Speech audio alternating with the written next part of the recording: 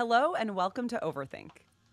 The podcast where your two favorite personalities talk about philosophy and its connection to everyday life. I'm Ellie Anderson. And I'm David Peña Guzman. Personality tests are everywhere. With a simple Google search, you can find a Buzzfeed quiz that will tell you which character from Friends you are. Your workplace might even require that you take a Myers-Briggs Type Indicator test in order to determine what kind of vibe you're going to bring into the workplace. And I have to say, David, right here at the top of this episode, I was completely obsessed with personality tests when I was a late teenager to young adult. This was the college era for me. I read so many books about the Myers-Briggs personality typology, the type indicator. We'll get into that later, and why it may not be a personality typology, but that is neither here nor there for the moment. Enneagram was absolutely one of my favorites. And I would read these books. There was one book about the Enneagram called Are You My Type? Am I Yours? And it was about how different Enneagram types, relate to each other and what potential sources of conflict may emerge.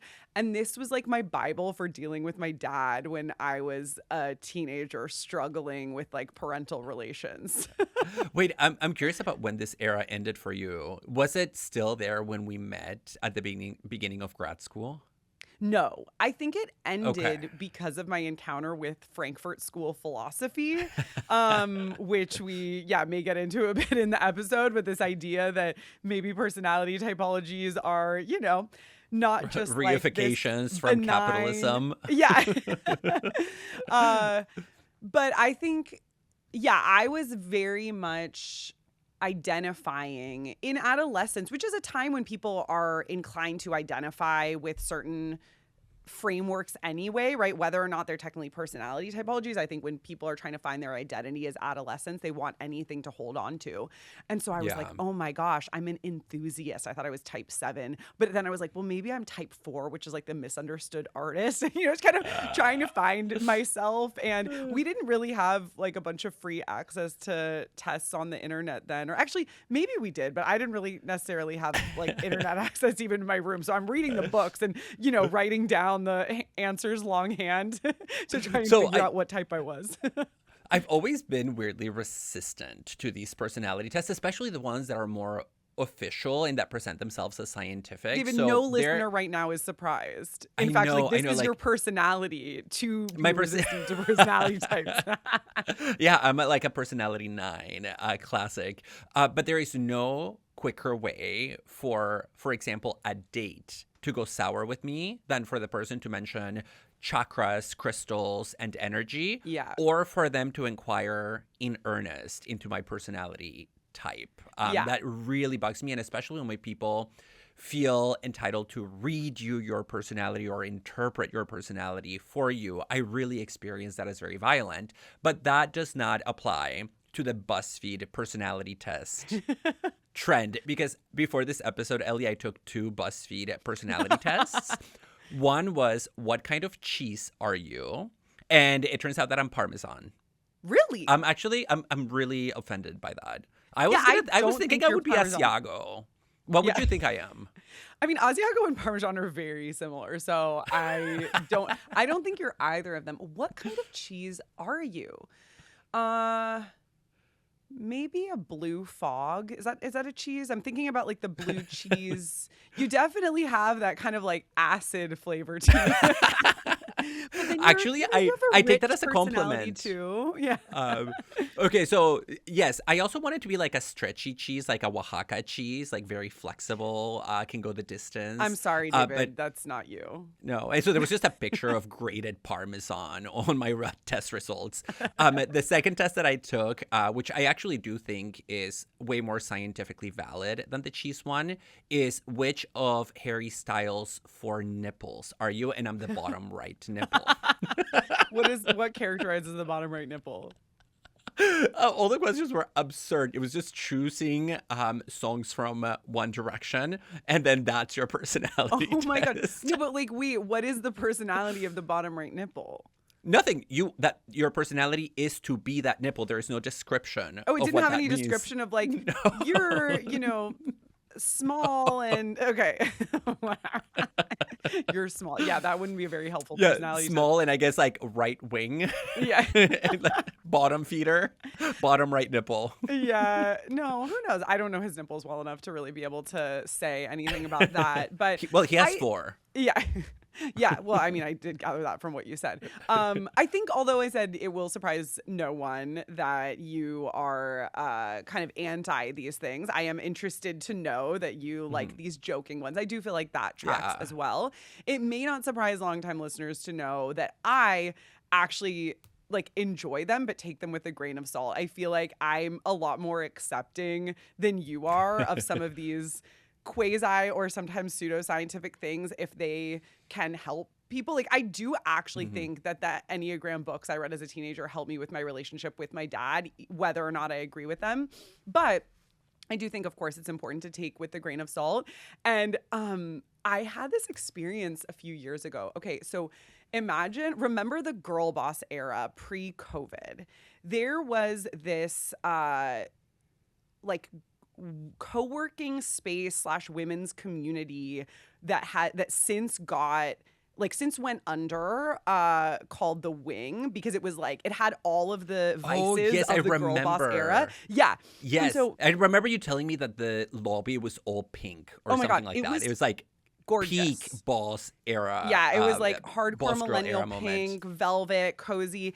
Anyway, The Wing decided in 2019 to offer a scholarship program to feminist educators. I think maybe they realized that they were skewing too like bougie. And so I was one of the scholarship recipients at The Wing, and that meant that I got to go to their events and use their space in West Hollywood. And it was like nice for a minute until it started to seem kind of weird. And then I went to one event one time there I had no idea what I was getting into. And it turned out it was for this personality typology called human design, which I still don't entirely understand, but it seems like some sort of mix of astrology and like personality typing and so on and so forth. And you had to figure out exactly when your birth time was in order to say what type you are. And as I'm sitting in this lecture, I'm just kind of like, wait, what is going on right now? I thought this was going to be like an interesting talk, and then I'm just getting this weird pseudoscientific, I don't know, sort of like Kool-Aid that I can decide whether or not to drink. And I ended up temporarily drinking the Kool-Aid because based on your birth time and place, they tell you what personality type you are. There are not very many personality types, but there's one in particular that only 1 or 2% of the population is. Oh my God, and you were that. And that was my type. Oh, and so they asked like people to raise their hand in this large room if like that was their type, and it was only me and maybe one other person. And I was like, oh my God, this typology is telling me I'm special. It must be true. That is the kind of Kool-Aid that honestly, Ellie, you love to drink. Totally. And then like next typology is like, oh, that's 40% of the population, and like all these women raise their hand. But yeah, no, a Kool-Aid that tells me that I'm special is a pretty easy one for me to throw back. Yeah. Well, so the Kool-Aid, right, I was like trying not to drink it for reasons that we'll talk about at one point or another during the episode. But I do think that personality tests tend to simplify very complex human behavior, right? They rely on generalizations and often on scientifically dubious methodologies. Now, my research for this episode has actually changed my view about personality. It has not lessened or dampened my hatred for personality testing, but it has changed my views about the concept of personality itself. And the light bulb went off for me when I read one specific sentence in one of the articles that I was reading, where the author said, every time you meet somebody and you interact with them and you're trying to decide whether they are likely to be a friend or an acquaintance or a good neighbor or a good teammate, you are engaging in personality assessment. So you are kind of running your own personality test, just not with the methodology of Buzzfeed or, formal like psychology. But personality is actually what we experience in our interactions with other people, right? Like when I interact with you, Ellie, I think it's wrong to say that I'm observing your behavior. That sounds really scientific, as if I'm like dissecting your movements. Observing, sure, not dissecting maybe, but I know. Yeah, that's not problematic. But It's not problematic, but I think it's more accurate to say that I'm seeing your dispositions in action. I'm seeing your friendliness. Yeah. I'm seeing your openness, your agreeableness.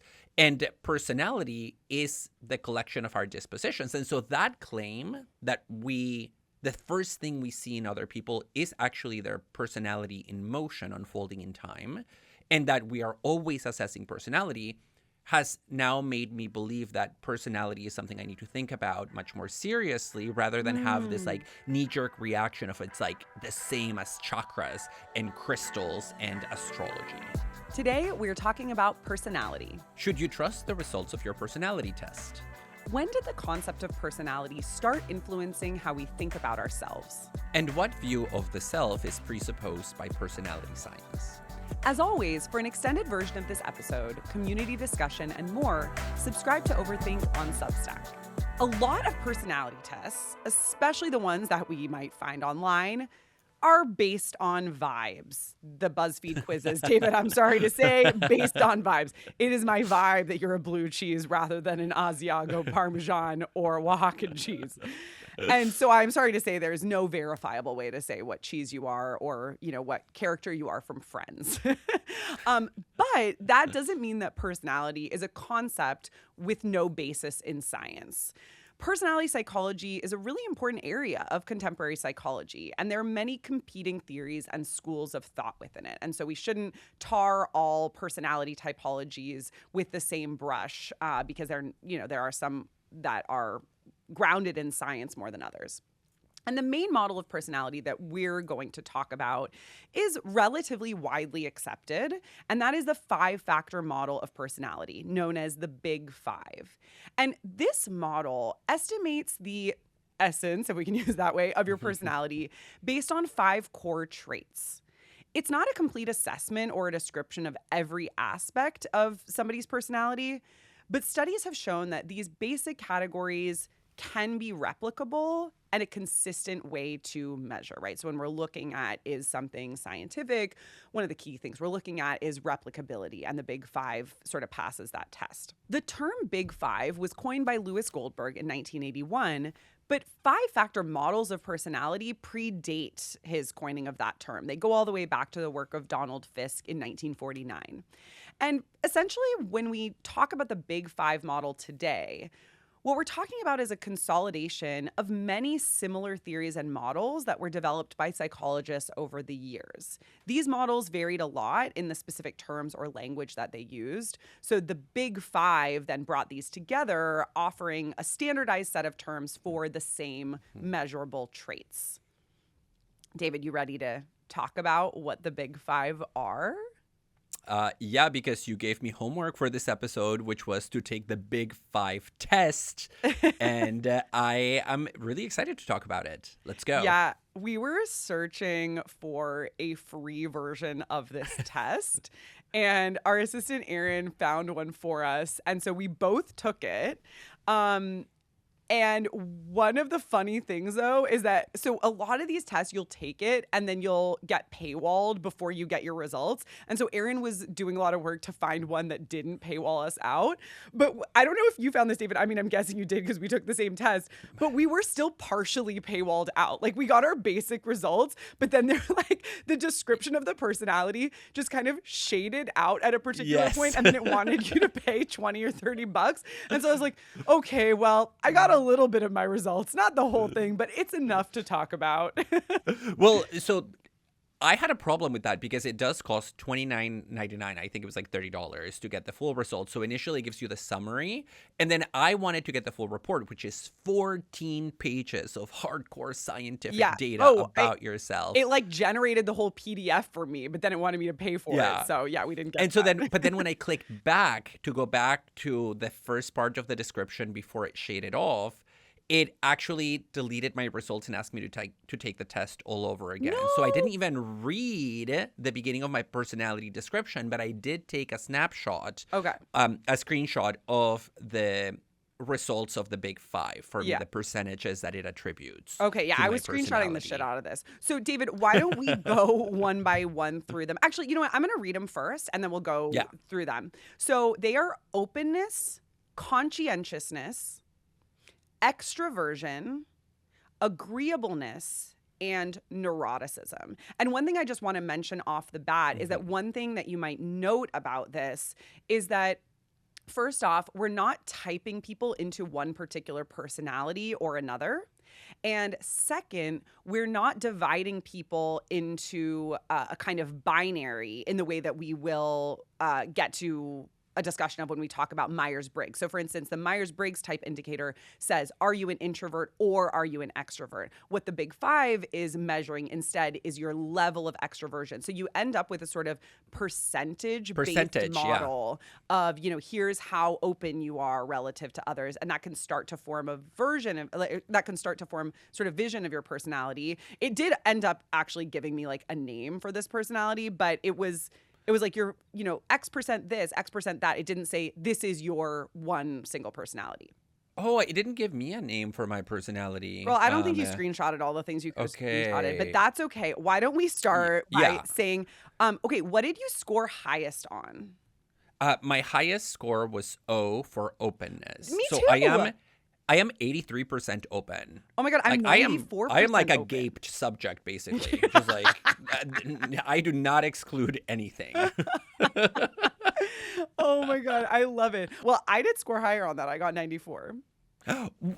Okay. Clearest indication of the limits of personality science. Ellie, I do not think you're more open than me. You don't? I don't. Whoa. I think you're actually like a little less. Oh my God. Here, let me quickly get a description of what openness. They have these pithy sentences about like what each is. Openness is how open you are to new ideas and experiences. David, I don't want to litigate this too much, but I will say, beginning of the episode, we talked about how I'm really open to taking these kind of typologies with a grain of salt, and you're against them. I want to just mention a couple other things which friends often remark about me. So one is my sister in particular, who's also my friend, she thinks I have like too high a tolerance for people who are kind of charlatans. Like, I find a lot of people interesting and I'm willing to get to know them even if they're sort of Quacks. And she's just like, oh yeah, I would write that person off. I don't know. But then another thing is I tend to take a lot of information in before making a decision. And sometimes this frustrates loved ones of mine. They're like, I need to make 10 different calls to 10 different termite inspection places and get the right quote and then like mull over it and stuff like that. So I really like to take a lot of information in and then sort of be open to different perspectives. However, I will say, I think what you're probably hinting at when you say you don't think I'm open is that I think a lot of ideas are terrible. I think there are a lot of people who are not worth my time. And I can be kind of like, nope, absolutely not. So I don't know. Maybe Okay. I'm just like So cherry picking here. And this goes to the heart of my broader concern about the scientific status of personality typing, which is, what do we mean by these concepts? What exactly is openness? And in our case, it really depends how we define it, what our score should be. Yeah. Okay. So I mentioned like the one sentence pithy description of openness, a little bit more there in terms of how the Big Five is measuring this. And this is actually, I think, more of the scientific idea of openness is that it describes the depth and originality of one's mental and experiential life. So like, do you like learning for the sake of it? It actually doesn't surprise me at all, given that definition, that that's what you scored highest on. And wait, did I score highest on that too?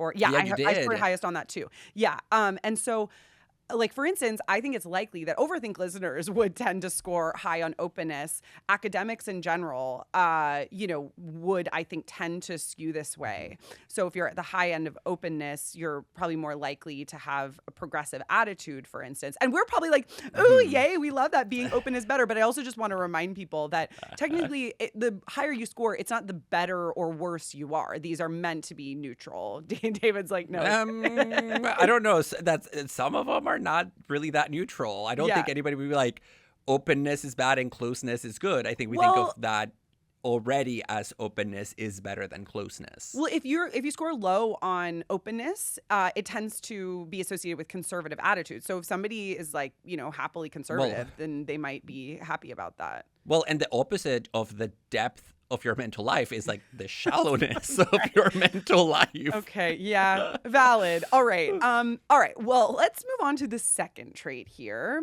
This is conscientiousness. That can also be described as a scale from reliable to unreliable. And so like conscientiousness basically describes a socially prescribed impulse control. If you score high on conscientiousness, you're organized, you are likely productive, more responsible, arriving earlier on time for appointments, and being at the low end of conscientiousness is associated with smoking or substance abuse, poor lifestyle habits, and ADHD. Yeah, again, I feel like it's not totally clear that this is neutral. Maybe I overstated that. David, anyway, tell us how you scored on conscientiousness. So conscientiousness was my second lowest score. Okay. I was below 50% on conscientiousness. Whoa. And it's, only that and neuroticism were below 50% for me. Wait, we haven't gotten there yet. I know, but those are like my two lowest ones. Yeah. And with conscientiousness, there was a lot of emphasis on being on time. Like how much do you value being on time? How do you react to other people not being on time or respecting your schedule? And I have to say, I don't know how I feel about this because thank you. And now I've been thoroughly whitewashed. Now I expect people to be on time. When I say I'm going to be there at 4 p.m., I expect everybody to be there at 4 p.m. But it is true that this is not respectful of brown people time and different cultural assumptions about what is appropriate in terms of expectations for other people. So you may be right on that, David. I don't have a strong opinion on that either way. However, I will say I tend to run late. And my answers reflected that, but I actually still scored quite high on conscientiousness. So I think there's a way to score high on it without being on time. I think being on time is only without being white. Part of it, yeah. But it actually really doesn't surprise me that you score low on conscientiousness. There are so many times where we have to like pause recording. I'm like, David, you need to specify that claim. That was imprecise. And there are like so many times where little things get missed and then I'm just like, David, and so I feel like our podcasting relationship is very much characterized by the fact that I'm a lot more conscientious than you, which is funny because I don't even think I'm that conscientious. I did score 71, so I'm over 50% on pretty good. That's pretty conscientiousness. good. Yeah, I just happen to be the way more conscientious of the two of us, and so I fall into that role in the podcast, whereas like, yeah, I'm above average, but I'm not like all conscientiousness. Well, but I wish it was called something else because conscientiousness makes it seem as if I don't think about other people. Like you're so unconscientious or like you're so thoughtless about others. Whereas I wish it was just called like detail orientedness. Yeah, no, and that would capture it. Organization, productivity, and responsibility are basically what it's measuring. I don't think that's it's not like empathy. Empathy is, I think, like related to a different one. Well, either way, I don't think it's the best term. Okay. So David has notes for the professional psychologist who over the course of decades came up with this model. Next is extroversion. I have to say, I was shocked by how high I scored on this. I scored 92. This was my second highest one. I think, David, you and I have both talked about how we really think that we're extrovert/introvert combos. But I guess maybe I'm not. How did you score on this one? It was also my second highest, and that doesn't surprise me. And in fact, I scored lower on extroversion than I thought I would. My score was a 67. Oh. I was expecting like an 85 or so on extroversion. But my beef with that category is just that, like you said, I actually think the gray area between extroversion and introversion is very high. And here, because they're only using one concept to capture the scale, I do wonder what the opposite of extroversion really is. Is it introversion? Is it something closely related to it? Okay, well, let me give you the definition. According to this 5-factor model, extroverts have an energetic approach to the world, are sociable and assertive. So they might approach strangers, for instance, at a party, introduce themselves, or maybe take the lead in organizing a project. And once I read that, I realized, oh, wait, actually, I am really, really high on that. I love leadership roles. I love socializing with new people, meeting people. Like, I just really, enjoy all of that. I also enjoy many hours alone in a room or on a silent meditation retreat for 10 days. But I don't know that that's actually necessarily the opposite of this. So I actually really like the way that they frame extroversion here, because I think it helps get out of the impasse of the way that we tend to think about it of like, is your social battery charged by being with others? And yeah, it's just, I find that to be kind of like leading us down the wrong path. So I think of myself as somewhat assertive when I need to be. I don't have problem with that. And I do think of myself as sociable, but I don't think of myself as having a quote unquote energetic approach to the world. Like that's where I get confused as to whether the opposite of extroversion is something like lethargy or lassitude, or more of like a shyness. And those two get confused in this category. Either way, I wish I had scored a little higher, just because that's my self-image. But I'm happy with the fact that I didn't, because of my belief that the gray area is actually really the most important here. Okay. Next up, we have one. I absolutely love this one. The 4th trait is agreeableness. And agreeableness describes a pro-social communal orientation. It's associated with compassion, respect, and trust. And agreeable people emphasize the good in others. They often lend things to people they know. And if you're at the high pole of agreeableness, you have better performance in group work. It also tends to be associated with religiosity. And if you're at the low pole of agreeableness, you're more likely to engage in criminal behavior or be a juvenile delinquent and perhaps have interpersonal problems. And the reason that I love this may be surprising, but I want to hold off on that, David, to first have us say what our scores in agreeableness are. Okay. What was your score on agreeableness? Well, I want to know yours first. Mine was 65. Okay. Yep. That tracks, I think. Yeah, I think that's right. Yeah. Any quick responses on that?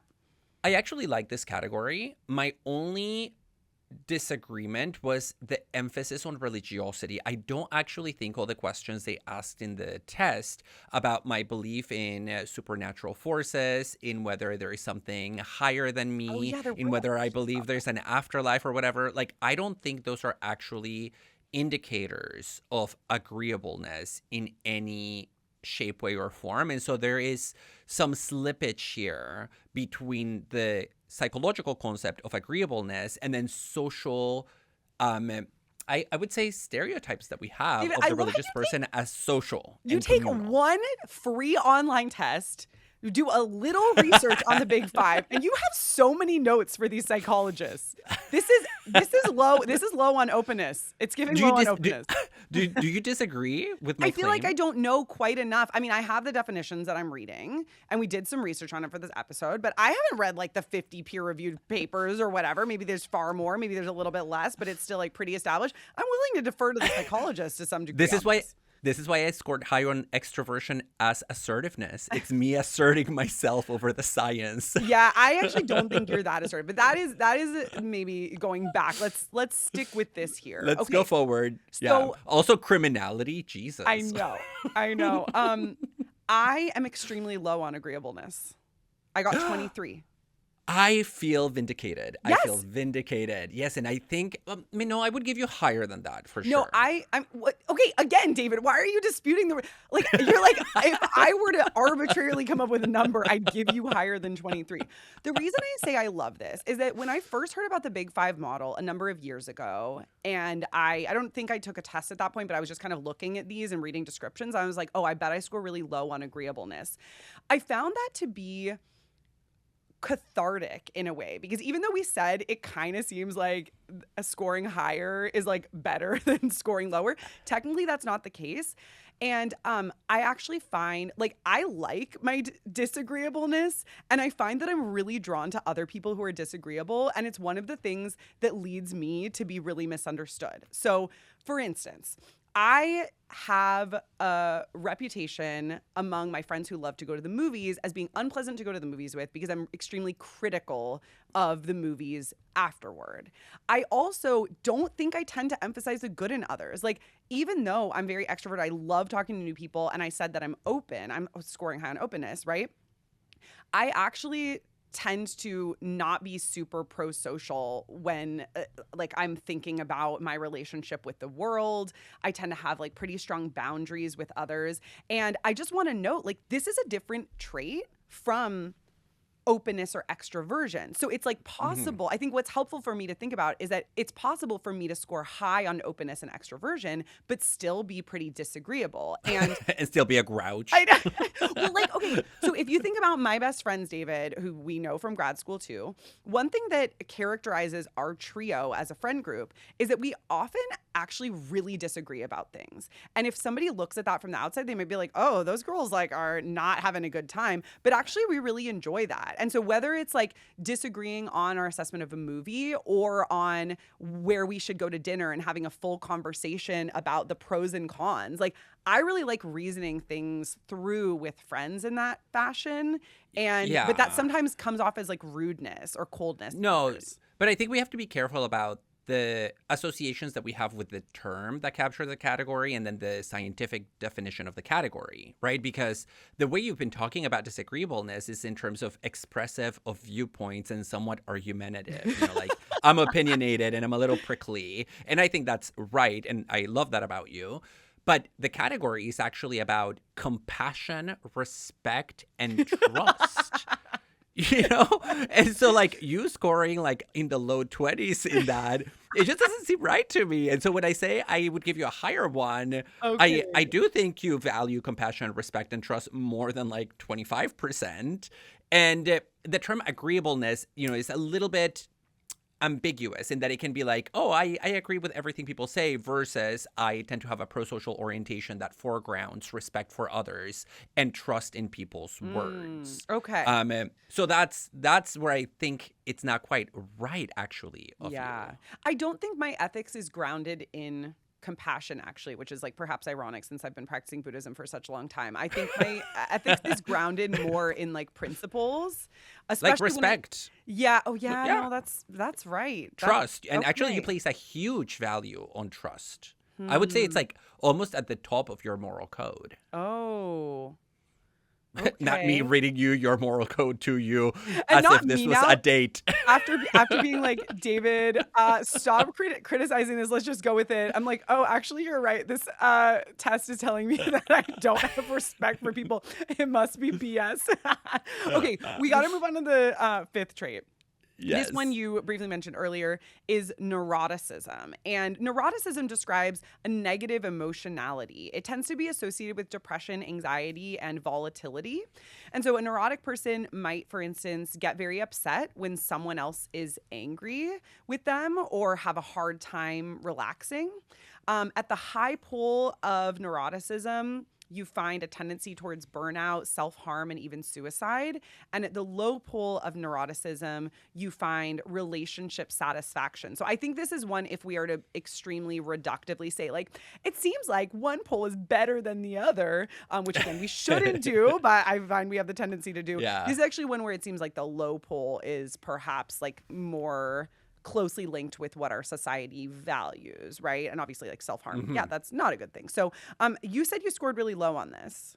Yeah, I scored 17 on neuroticism. And I think that's accurate and it matches how I view myself and I think how other people have described me to myself. Yeah. What do you think I scored on neuroticism? I think you scored like a 38. Oh, no, it was my lowest. I scored 19. Really? Yeah, 19. I'm oh my gosh, low okay. on neuroticism. Okay. Yeah.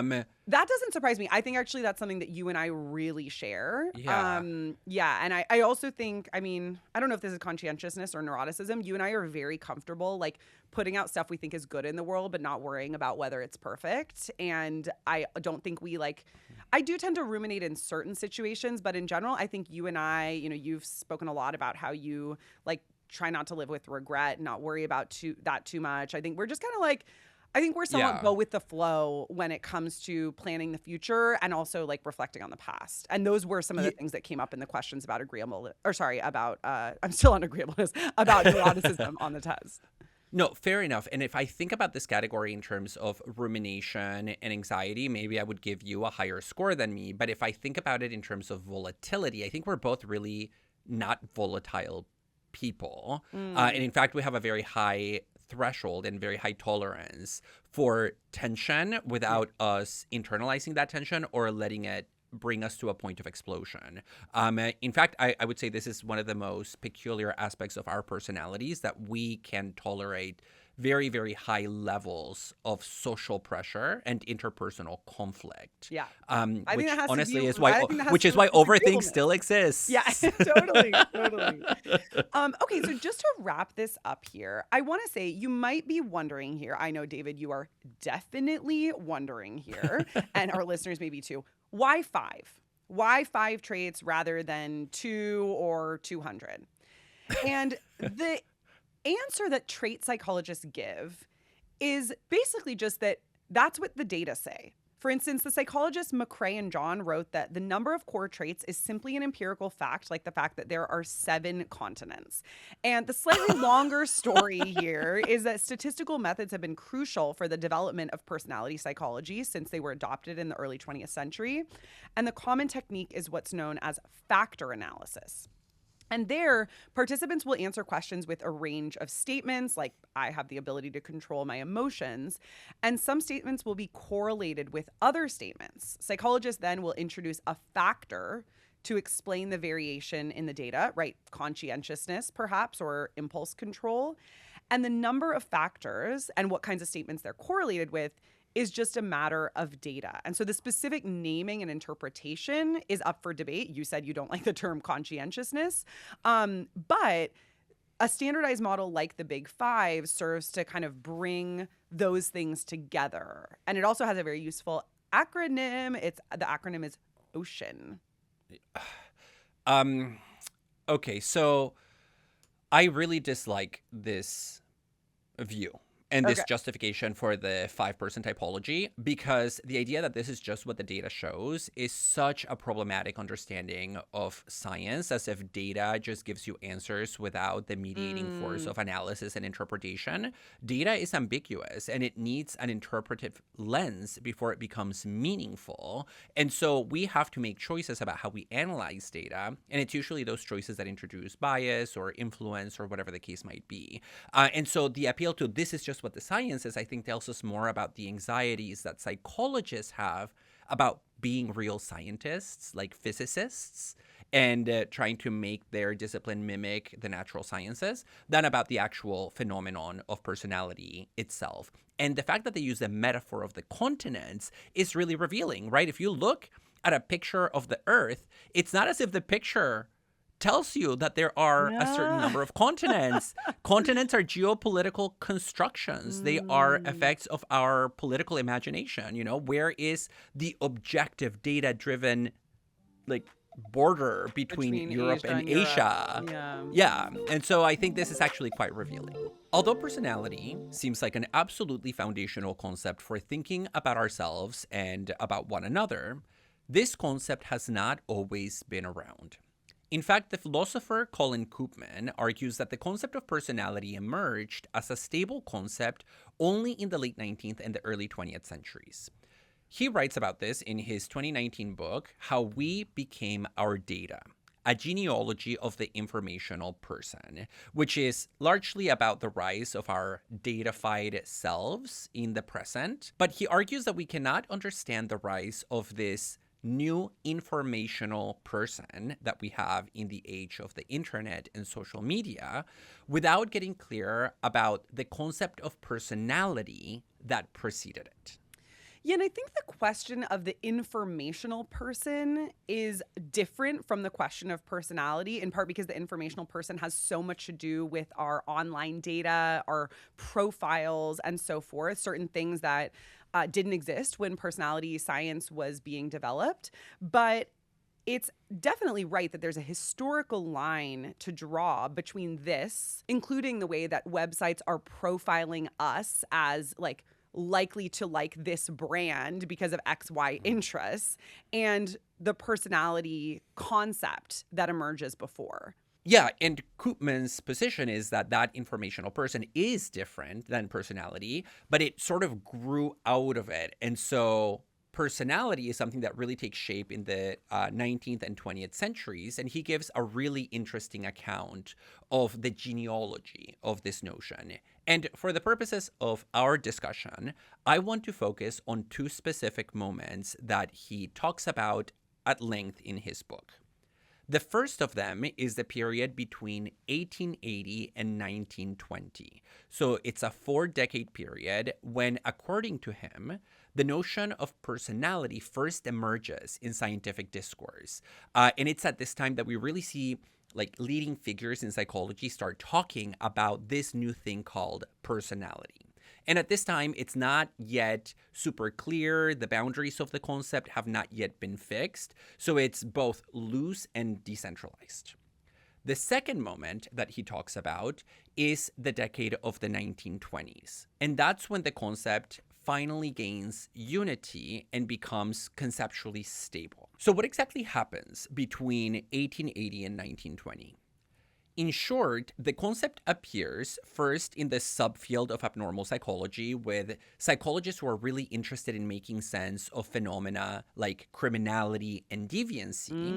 And then once the concept is there, its first real application is in the analysis of people with multiple personalities. Yeah, which nowadays we call dissociative identity disorder. That change was made a few decades ago to avoid giving the impression that there are like multiple people that are actually involved, right? It's one person with a dissociated psyche.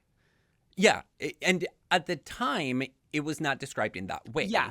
It was seen as there really are multiple selves or personalities hiding inside the same body. And the Canadian philosopher Ian Hacking has pointed out that personality, because of its emergence and application in abnormal psychology, like originally it was plural, multiple personalities before it ever was singular. So like fascinating. Personality, yeah. And you see this in the work of a number of leading psychologists of the time, like Pierre Janet in France or later William James in the US. But originally, and this is the important point, the interest is on abnormality. And so according to Koopman, this interest is what led psychologists to seek to quantify the self, to generate data about the self, so that they could study it scientifically. And that's why in the late 19th century, the discipline of psychology starts pumping a ton of resources into all these efforts at quantifying the self. So we see the rise, for example, of intelligence tests, where you give all these tests to see how smart people are. You see the widespread use and application of surveys, as well as the suddenly almost mandatory use of questionnaires in psychological science. And so all these tools, the test, the questionnaire, the survey, become the pillars of a new way of doing psychology that is called psychometrics. And that's what enables the scientific study of personality to take off at this period of time. Yeah, and this turn to quantification is important to keep in mind because nowadays we speak a lot about the problems with big data and the datafication of the self, which makes sense given recent technological developments that are, often algorithmically based. But the quantification of the self is not as new as that might suggest. In fact, It's been going on since the 19th century. These tools were the big data of the 19th century. Yeah, and I take it that that's what Koopman is saying. That's why he's doing a genealogy. And so that's what happens in 1880 to 1920.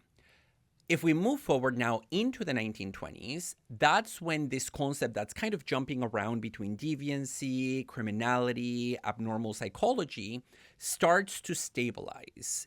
And what happens is, first and foremost, that the concept is extended from abnormal to normal subjects. So it's not just disturbed people or traumatized individuals who have a quote unquote personality or personalities in the plural. Now everybody has a personality. You have one, I have one. It's like the Oprah.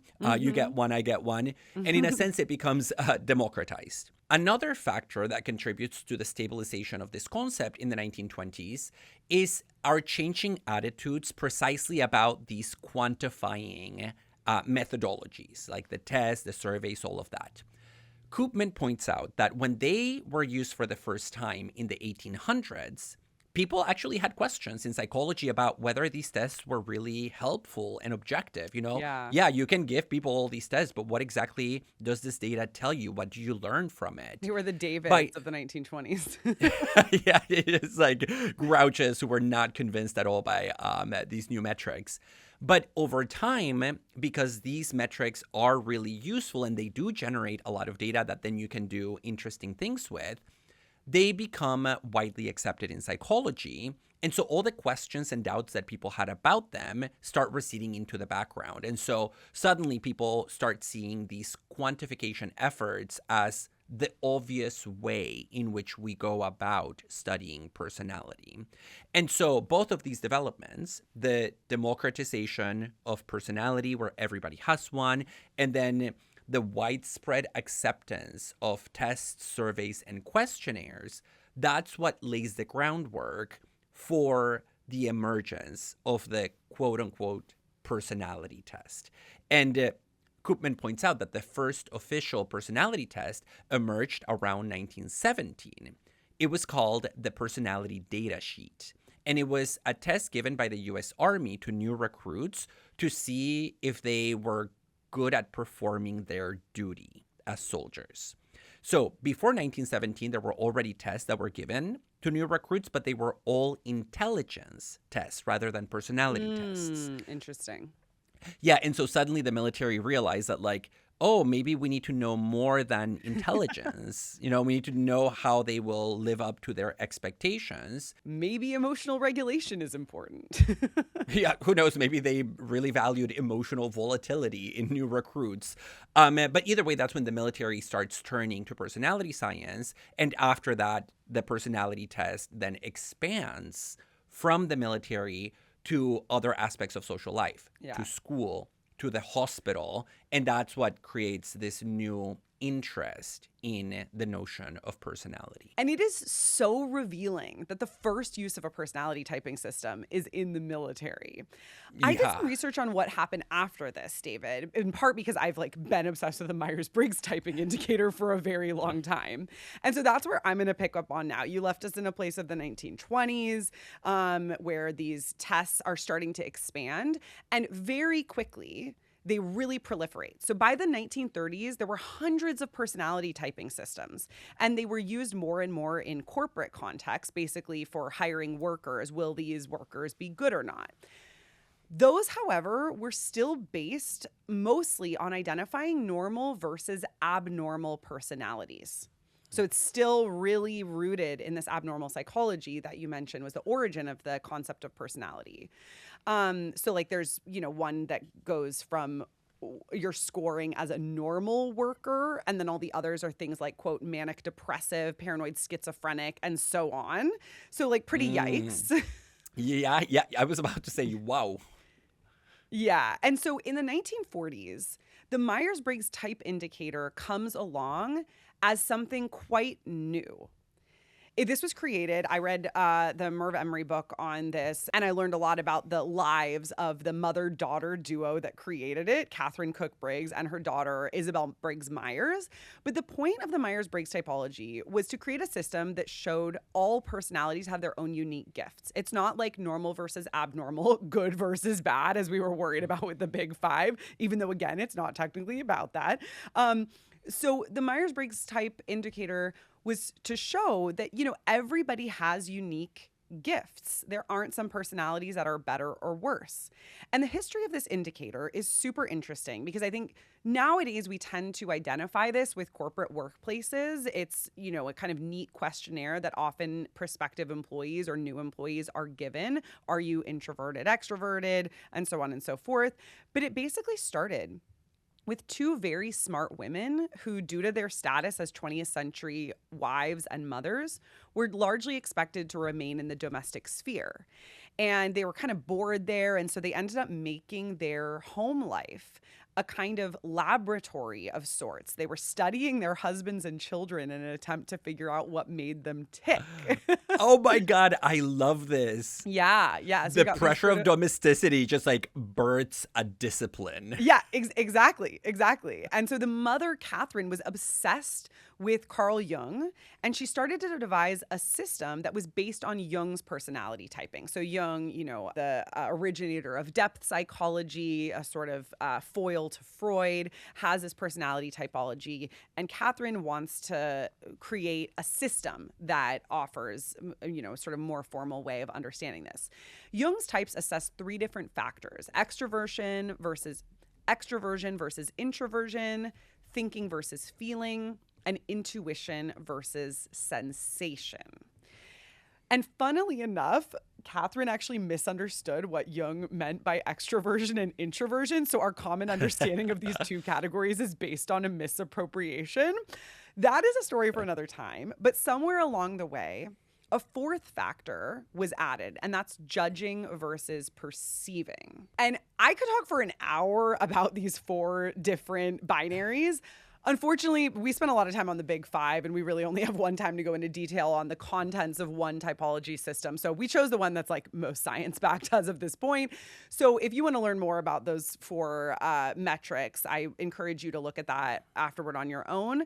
But I want to stick here with the history of how then this typing system entered the workplace, because I think it's really interesting. So Isabel, who's the daughter, she started working for a personality consulting firm. And in the 1940s, she took over her mother's Jungian-inspired system and devised a more formal version of it that was based around a questionnaire. This is how Myers-Briggs was born, through this personality consulting firm, kind of formalization of her mom's like folk system that she'd created in the laboratory of the home. And the first client who bought the typing system was the OSS, Office of Strategic Services, which is the precursor to the CIA. And long story short, in World War II, American intellectuals thought that one way they could contribute to the war effort was by training smart personnel. And they assessed that smart personnel in part based on typing systems. And there was a whole secret training center for spies that used the Myers-Briggs indicator. More than that, there were also a number of analyses performed of Hitler's personality, including by Catherine Briggs, the mom herself. People were like, why is this guy the way he is? We got to subject him to some personality typing system. Yeah, I read a lot about the weird obsession with like figuring out Hitler's personality at this time. But it also makes me think about Theodor Adorno's study on the authoritarian personality from the same period, which he created, and it was a personality typology known as the F scale that assess your pre-fascistic tendencies, like how likely are you to become a fascist when fascism comes knocking at the door. Yeah, and the Frankfurt School was also working with the OSS, actually, this precursor to the CIA. Mm-hmm. And interestingly, Adorno was really critical of personality typologies in the sense that he thought they formed part of the impulse to categorize people, which is a fascist impulse in itself. It's anti-humanistic because it overlooks the individual and their freedom. But at the same time, he saw in these systems a kernel of truth, and that is the following. Our capitalist society actually doesn't care that much about the individual and their freedom.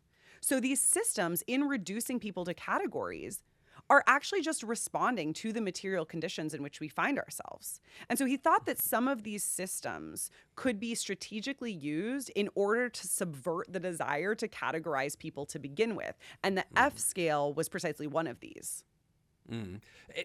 So it seems a little bit ironic to link typing systems to fascism and then be like, oh, here's my own, by the way, the F scale. See, that's something I would do and you wouldn't do. I'd be like, yeah, take this with a grain of salt. We can subvert. And you'd be like, nope. Adorno never ceases to surprise us all, and even in the present. But the fact that World War II consolidated the importance of personality typing systems and that these systems were directly used in war efforts, like, as a kind of psyop against the Germans, in the case of analyzing Hitler's particular personality or training literal spies, is absolutely fascinating. The concept of personality has come to dominate our cultural understanding of the self in the 20th century and today. And the German psychologist Erich Fromm uses this term personality market to describe the importance of personality in the corporate workplace. And I think this is really interesting. He's not just talking about like the way that corporate workplaces use personality typing systems to hire people or retain people or slot people into certain jobs, but rather to describe how corporate workplaces had become dominated by personalities. Someone's success has started to depend on how well they get their personality across. Like collegiality becomes really important in the latter half of the 20th century. And when we consider people this way, we reduce them to tradable commodities. And I think this tendency can raise questions for us about the rise of the importance of the self in the 20th century, where it's less about the skills you have and more about who you are as a person, as well as the idea that the self is not so much an individual, let alone the free individual, and more a packaged entity or commodity. I think the term packaged entity is right, because when I think about like my personality at the workplace, it's something that I have to fashion. It's something that I have to curate, and it's something that I have to project. And in my description of Colin Koopman's work on the informational self, we've seen how if you fast forward in time, the concept of personality maybe evolves into something new like the modern day informational person. I think it's also important to keep in mind that if we move backwards, in time before this time that Erich Fromm is talking about, we had other ways of making sense of our behavior and of other people's behavior that was not personality. And I think the term that played the role that personality then played in the 20th century is the concept of character, where we appealed to trying to figure out people's character rather than their personality, especially in the 18th century and before. This is fascinating to me, and it's something I was thinking a lot about in the lead up to this episode.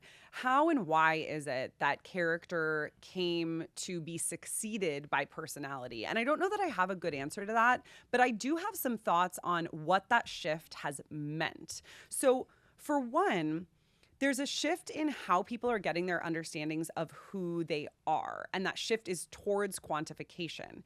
In the 19th century, by contrast, like prior to the rise of personality in the late 19th century, people got their understandings of who they are largely through literature, through the narrative arcs and the character development that you get through things like novels. So if you think about a novel like George Eliot, one of my favorite novelists, I love the Russians as well. You might think about Dostoevsky. There's such a rich articulation of what we would now call personalities. In fact, to the point that some of the early personality tests were actually rooted in analyzing the personalities of literary characters, such as Madame Bovary and Raskolnikov, literally two characters that were used in the development of personality typologies. And there is a really big difference, nonetheless, between the characters that we get to know over the course of hundreds of pages, whose decisions we get to see, and the narrative arc that their lives take, and a kind of snapshot of here's how you measure on these different traits. And I love this appeal to literature as the foundation for our understanding of character, because it also plays on the double meaning of character, right? The character of a person and these characters in literature through whom we see ourselves reflected. So it's no longer which character from Friends are you, but which character from Dostoevsky are you. Or which character from Friends are you needs to be thought about, not just like in terms of really superficial traits, but also in terms of the narrative arc and the decisions that the characters make. Yeah, yeah. And I think that really underscores what is lost in the transition from character to personality. Because I think one thing that's really important to keep in mind here is that character has a moral dimension that personality does not. And that's because personality is a psychological concept that, because of psychology's pretensions to scientificity, claims to be purely descriptive, right? Like that guy said, it's just the data. It's what the data shows. We're not injecting anything through human judgment. We're just telling you what the evidence reveals. Yeah. And when you think about somebody's character, I think the difference is that character is a much more unified concept. It's like a singular thing. You have a good or a bad character.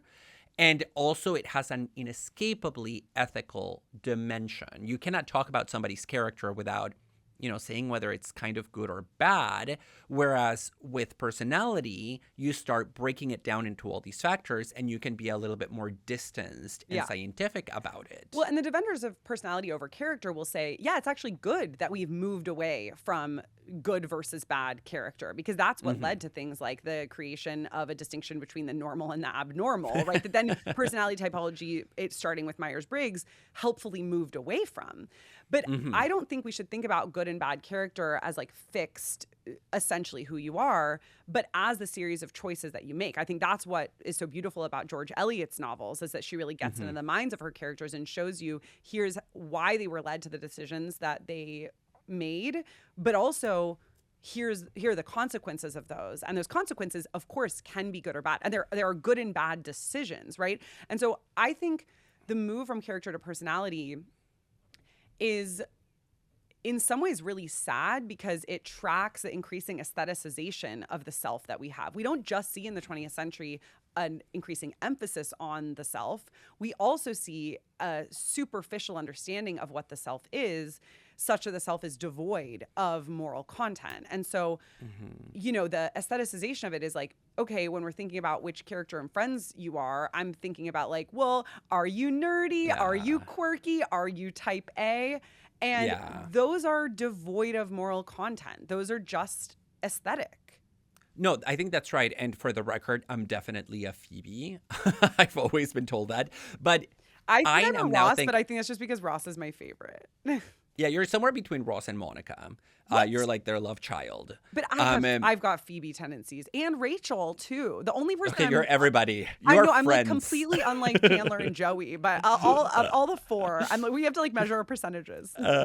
So one thing that I'm now thinking about is the fact that one difference between character and personality is that characters are absolutely singular. Right? A character is a person with a full life, with a depth. Yes. And a personality is a type into which you fit a lot of individuals, right? Yeah. Like there is nobody else like the characters in literature. They are who they are. And maybe we come to think of who we are through encountering them.